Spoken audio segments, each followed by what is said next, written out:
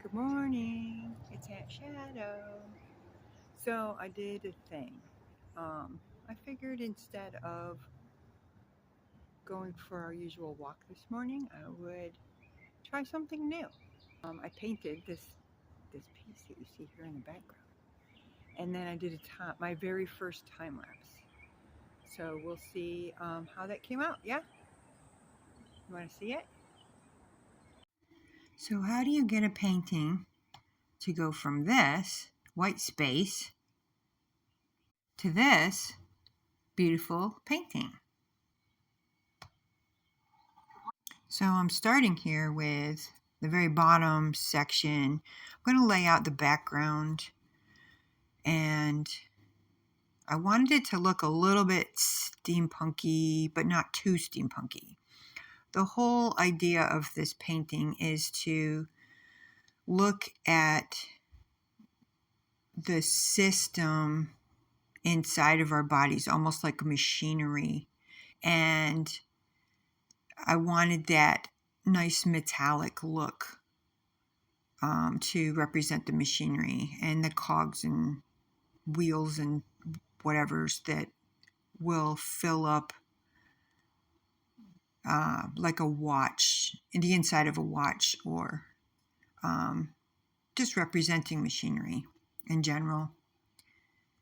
And I like that steampunky style. You see, I'm leaving space there for some piping as well.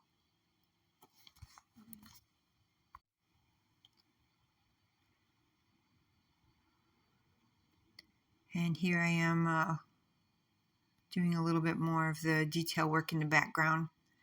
I apologize. This is my very first time, sped up time painting. So you see a lot of my shoulder and the back of my head, and I tend to obstruct the actual painting process quite a bit. And the camera's not set up properly. But how are you going to learn if you don't try? You know what I mean? So that's what's going on with this entire process for me personally. I know a lot of people have been really curious as to how quickly I paint and how the process of my painting. So I thought that it would just be really fun. And obviously I'm learning a ton just by going through this process. So every single time I do this from now on, it's going to be significantly better. I'm putting in the little pulley system here, and the piping in the background. I want to keep the background, of course, kind of simple, because the message of the painting is going to be, of course, in the foreground with the flowers slash cogs in the wheel that would represent the chakras. So this cute little box that I just painted in the corner is actually going to represent the parts of us that kind of make up being human. I'll explain more on that later when I paint it in. And I'm starting here on the root chakra, which is this beautiful red flower. I'm concentrating mostly on wildflowers. I am working off of photographs that I found. I can't remember the name of this flower, but it was absolutely beautiful.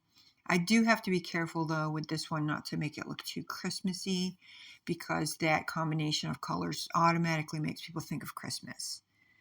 There was only a couple of red flowers that I found that really attracted me, and the flowers that I chose, of course, had to have some sort of a symmetry with a center in the middle. There's a lot of gorgeous flowers out there to choose from, and I had to be kind of picky. So the next one, of course, is orange. That represents the sacral chakra. And again, I looked for a beautiful flower with some symmetry to represent that. Typically, when I'm doing something with multiple layers like this type of flower, and this is in an acrylic paint, so it dries pretty quickly. I can go back in a little while and add some more layers and texture and color, highs and lows to give it some more dimension. And I was debating here about what to do in the background of this one, if I was going to add green or do a little bit more of a gear look to it. But I decided to put some green leafing type texture in the background of each one to make a little more consistent. So of course the next one is the yellow, which represents your solar plexus chakra. I chose a dandelion because I am going for wildflowers, and people don't really look at dandelions enough to see how absolutely beautiful they really are. There's multiple stages in the life of a dandelion that are absolutely beautiful. There's so many different stages of a plant's life and a flower's life. I mean, flowering is just a small stage in a plant's life, and that's the only part that we really ever look at. Okay, so next I'm working on the green flower, which would obviously represent the heart chakra. It's extremely difficult to find a beautiful and symmetrical flower that is green, in the green range, because they all like to go for, the more vibrant colors in the rainbow. But I did find one that is obviously very subtle and kind of showy at the same time. So I went ahead and went with that one because of its symmetry. It looks like a star.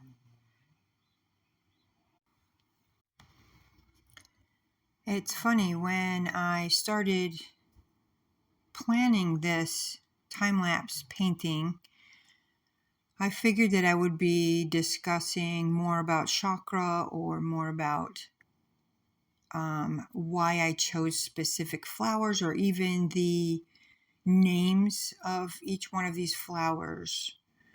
Some of which I have in my head and some I don't. But like, for instance, this is a chicory. But it turns out that it's was more important to me to just share the experience of the painting itself, instead of filling it with, knowledge or facts or whatever. Creativity really doesn't come from that place or that space. It's great to know fun facts about things and enhance your knowledge about things, and I do take great pleasure in doing that when it's appropriate. But when I paint, it's all about feeling. It's all about tapping into that weird place of source energy and getting into the flow. Here I'm painting in that little box I was telling you about earlier, and that box is to represent like human DNA and that little spark of magical spirit, whatever, that we get from Mother Nature. It's kind of a marriage of our physical being and our spiritual being. And it's going to look like a couple of little vials of liquid that I've plugged in there to make this go. It's kind of the engine that makes it go. There's going to be multiple layers on that to make it look just right. I was kind of picky about that, but that's a really important part of the painting for me. So this piece actually took, I spent 2 days on it, not 2 full days, but I went about probably 4 hours each day. So it's probably like an 8-hour piece for me. It's a little quick. I could definitely have gone back in and done some more work on it.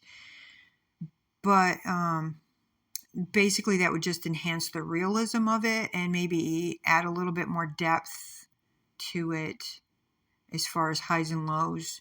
And I felt like it was pretty well done at the end of the second day. I was pretty happy with what I had done.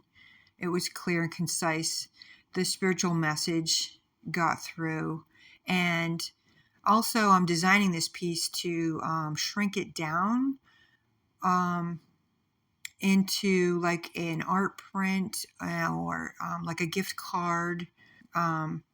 And when you do a big piece like this and shrink it down, the details come out even more. They are quite beautiful. So I feel like it has enough detail to really serve its purpose and to give the spiritual message that I wanted it to give. Here I am working on that little box again. I really wanted to get some nice symbolism going into the box. And of course, I'm using a really pretty shiny metallic gold paint to do the chain that connects all of these chakras together. And of course, the chain is actually run by the fuel from the little box. So in theory, it should be like all of these chakra flowers are spinning because of the chain's movement. And here we are at the finished piece. It's the next day, everything's nice and dry. And it's the beautiful chakras represented by the specifically colored flowers and the gorgeous chain and all the machinery behind it that would represent our physical body. So that's like a joining of the spiritual and the physical. And this is our human chakra system, represented in a creative way. So thanks for hanging out with me this morning. Me and my doggos in the backyard. And I hope you enjoy the speed painting. And if you did like it and would like me to try another one, and hopefully it will be significantly better because I've learned so much doing this one, then let me know. Okay. See you next time.